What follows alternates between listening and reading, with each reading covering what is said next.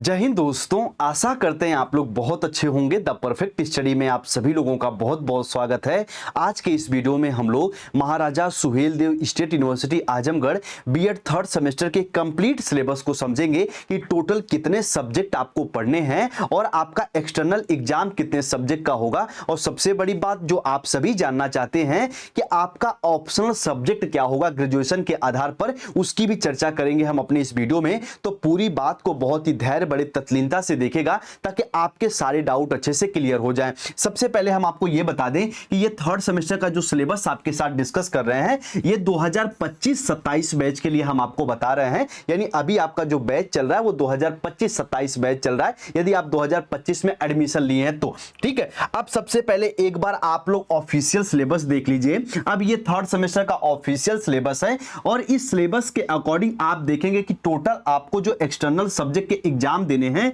Total 3। ठीक है, यहां पे 3, और जो पहला पेपर या पहली सब्जेक्ट जो है वो सभी बच्चों के लिए कॉमन है। बाकी जो 2 आपके बच रहे हैं ये आपके ऑप्शनल हैं, यानी आपके ग्रेजुएशन के आधार पर इनका आप चयन करेंगे। तो सबसे पहले हम लोग पहले पेपर को समझते हैं, फिर उसके बाद ऑप्शनल पेपर की तरफ हम लोग आगे बढ़ेंगे। अब देखिए, ये आपका पहला पेपर है और जैसे एग्जाम्पल के तौर पे मान लीजिए आप बीएससी किए हैं या फिर आप बीए किए हैं या फिर आपका ग्रेजुएशन कॉमर्स से कंप्लीट है या फिर एग्रीकल्चर से कंप्लीट है या आप बीटेक करके बीएड कर रहे हैं, तो ये जो पहला पेपर है, ये सभी विद्यार्थी के लिए बिल्कुल ये कॉमन है। यानी आपका principle and method of teaching, और यही सिलेबस दीनदयाल उपाध्याय यूनिवर्सिटी का भी पहला पेपर है थर्ड सेमेस्टर का। तो आप देख रहे हैं कि principle and method of teaching पहला पेपर, पहला सब्जेक्ट, ये सभी बच्चों के लिए ये कॉमन है। अब आपके दिमाग में आएगा कि सर इसमें हमको पढ़ना क्या होता है शिक्षण के सिद्धांत और विधियां में। बस संक्षेप में समझ लीजिए, बाकी जब इसकी क्लास प्रारंभ करेंगे तो डिटेल में इसकी बात करेंगे। देखिए,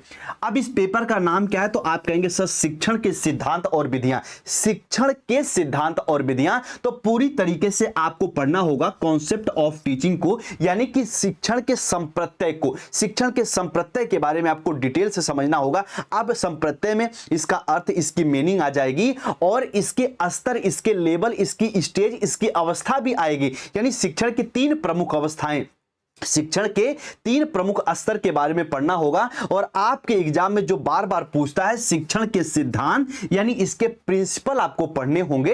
यानी जब किसी विद्यार्थी को कुछ एक अध्यापक पढ़ा रहा होता है तो किसी विशेष विधि का प्रयोग करता है और वो विधि यदि प्रमाणित होती है तो वो कहीं ना कहीं सिद्धांत आपकी कहलाती है। अब आप देखेंगे कि आपकी एक शिक्षण विधियां होती हैं।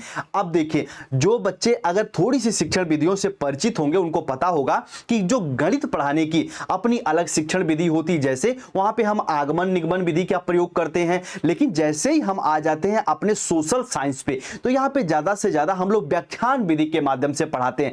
तो आप देख रहे हैं कि शिक्षण की अलग अलग विधियां हैं, यानी किसी सब्जेक्ट को पढ़ाने के अलग अलग अपने तरीके हैं। तो हम लोग अपने इस क्लास में कुछ महत्वपूर्ण शिक्षण विधियों की चर्चा करेंगे जो आपके महाराजा सुहेलदेव स्टेट यूनिवर्सिटी एग्जाम में बार बार आपसे पूछता है। तो ये आप पहला पेपर देख लीजिए, बाकी इसकी क्लास हम बहुत जल्दी प्रारंभ करेंगे। अब हम लोग ऑप्शनल सब्जेक्ट की बात कर लेते हैं कि ऑप्शनल सब्जेक्ट में आपको कैसे और क्या चूज करना है। देखिए, एक बात पहले समझ लीजिएगा, ये आप देख रहे हैं बीएड कोड 302, ये बीएड कोड आपका 303 है। कभी भी आपको एक ही सब्जेक्ट कोड के 2 पेपर को चूज नहीं करना। जैसे आप फिजिकल साइंस और एग्रीकल्चर आप नहीं ले सकते, आप एक तो यहां पे पेडागोजी 1 लेंगे तो दूसरे में आप 303 में आ जाएंगे पेडागोजी 2 में। इस बात को याद रखिएगा।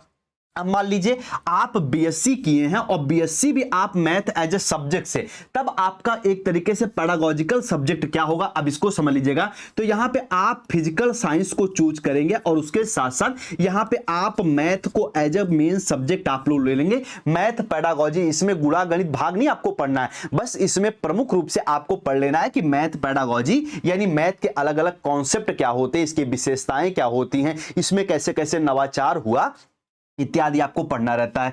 अब दूसरा, अगर मान लीजिए आप बीएससी किए हैं और एज ए सब्जेक्ट आपका बायोलॉजी है, तब आपको क्या लेना है, तब भी यहां पे आप तो फिजिकल साइंस लेंगे। अब यहां पे आप आ जाएंगे बायोलॉजिकल साइंस में। ठीक है, यहां पे आप बायोलॉजिकल साइंस में आ जाएंगे तो उम्मीद करते हैं कि बीएससी वाले बच्चों को समझ में होगा। मान लीजिए आप एक तरीके से बीएससी तो किए लेकिन एग्रीकल्चर एज ए सब्जेक्ट आपका है, तब आप क्या चूज करेंगे, तो यहां पे आप एग्रीकल्चर ले लेंगे, यहां पे आप एग्रीकल्चर ले लेंगे और इसमें कोई एक लैंग्वेज चूज कर लेंगे। आपके पास पूरा ऑफर, आप हिंदी, संस्कृत, इंग्लिश, उर्दू में से कोई एक आप यहां पे लैंग्वेज आप ले लेंगे। इस बात को आप अच्छे से समझ लीजिएगा एग्रीकल्चर वाले बच्चे।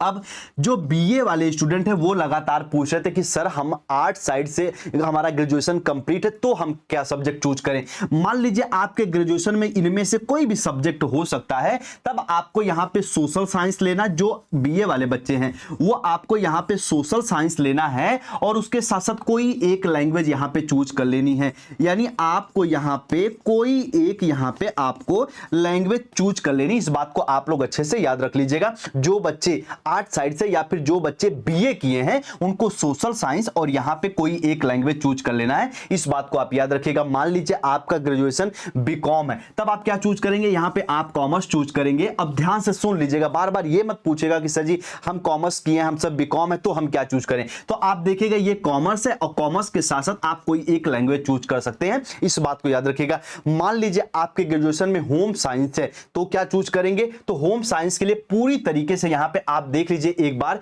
कि होम साइंस के लिए पैडागॉजी 1 में होम साइंस दिया हुआ है और कोई एक आप लैंग्वेज ले लेंगे। यानी होम साइंस के साथ कोई एक लैंग्वेज आप चूज कर सकते हैं। बस इस बात को आप सभी भाई बहन याद रखिएगा। अब लैंग्वेज वाला पेपर किसको नहीं लेना है, ये बीएससी वाले बच्चों को लैंग्वेज वाला पेपर नहीं लेना है। इस बात को आप लोग अच्छे से समझ लीजिएगा, ठीक है। तो उम्मीद करते हैं ये टोटल तीनों पेपर को आप लोग समझ गए होंगे। बाकी इसकी क्लास बहुत जल्दी हम आप सभी को प्रोवाइड कर देंगे। द परफेक्ट स्टडी पे आप सभी को पता है कि हम पूरी क्लास आपको देते हैं, तो किसी प्रकार की समस्या आपके सामने नहीं आनी चाहिए। उम्मीद करते हैं ये ऑप्शनल सब्जेक्ट का जो खेल था इसे आप लोग समझ गए होंगे। बाकी कि एक तरीके से पहला पेपर जो आपका है कि शिक्षण के सिद्धांत और विधियां, उसको भी आप लोग समझ गए होंगे। बाकी आपके मन में कोई डाउट, किसी प्रकार का कंफ्यूजन है तो इस व्हाट्सएप नंबर पे मैसेज करके हमसे पूछ लीजिएगा या फिर आप कमेंट भी कर लीजिएगा। साथ में बीएड थर्ड सेमेस्टर के कंप्लीट नोट्स आप इस नंबर पे मैसेज करके ले लीजिएगा। हिंदी है तो हिंदी, इंग्लिश है तो इंग्लिश, ठीक है। चलिए, उम्मीद करते हैं कि आप सभी का जो फर्स्ट सेमेस्टर है वो भी अच्छा गया होगा, सेकंड सेमेस्टर का एग्जाम भी आपका अच्छा गया होगा और यकीन मानिए बाबू कि थर्ड सेमेस्टर पहले के 2 सेमेस्टर से भी बेहतर जाएगा। बस थोड़ा सा विश्वास, थोड़े से गाइडेंस को फॉलो करिएगा, एग्जाम आपका बेहतर जाएगा, ठीक है। ये आप सोशल मीडिया प्लेटफॉर्म से जुड़ जाइए द परफेक्ट स्टडी के। फिर भी आपके मन में कोई डाउट हो तो आप कमेंट सेक्शन में कमेंट करिएगा या व्हाट्सएप पे मैसेज करिएगा, ठीक है। चलिए, मिलते हैं हम लोग अपने अगली क्लास में। तब तक आप सभी भाई बहन अपना ख्याल रखें। आप सभी को नमस्ते, जय हिंद।